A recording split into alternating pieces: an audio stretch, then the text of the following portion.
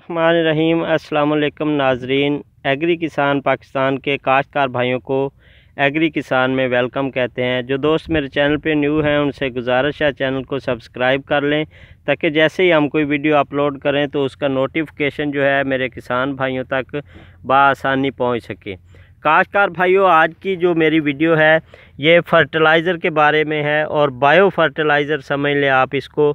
ये ऐश जो हम अपने चूल्हों में यूज़ करते हैं आग जलाने के लिए, गांव में मोस्टली, देहातों में जो हमारे किसान भाई हैं तंदूर जलाते हैं या जानवरों के लिए धुआं लगाते हैं, या अपने चूल्हे में जो भी यूज़ करते हैं जानवरों का फुजला वगैरह, उनका वेस्ट या लकड़ियां, जो चीज़ भी, तो उसकी जो स्वाह होती है, वेस्ट होता है, वो एक बहुत ही आला क्वालिटी की है, एक यूज़ेबल चीज़ है, और इसे हम ऐश भी बोलते हैं, स्वाह भी कहते हैं।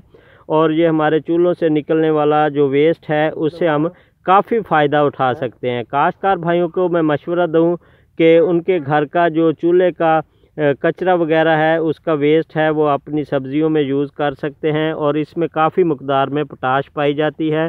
और इसी छोटी सी इन्फॉर्मेशन के साथ इजाज़त दीजिए। इंशाल्लाह ताला नेक्स्ट वीडियो में आप दोस्तों के साथ इसके मज़ीद जो फ़ायदे हैं वो भी शेयर करेंगे। जो काश्तकार भाई सब्ज़ियां बिलखुसूस प्याज या लहसुन वगैरह काश्त करते हैं, तो उनके लिए ये बहुत ही आला चीज़ है, क्योंकि ये फ्रूट को मोटा करती है, उसमें ग्रीन लेस जो है उसको बेहतर बनाती है, और पोटाश का काम देती है। अगर आप इन पौधों में फ्लड कर दे, पानी के साथ भी आप इसे फ्लड कर सकते हैं, वैसे भी आप गोडी के साथ इसे डाल सकते हैं, तो इसके बहुत सारे फ़ायदे हैं। काश्तकार भाई जो हैं इसको ज़रूर इस्तेमाल करें, इसको यूज़ करें। ये एक यूज़फुल चीज़ है और इसके बहुत ही फ़ायदे हैं।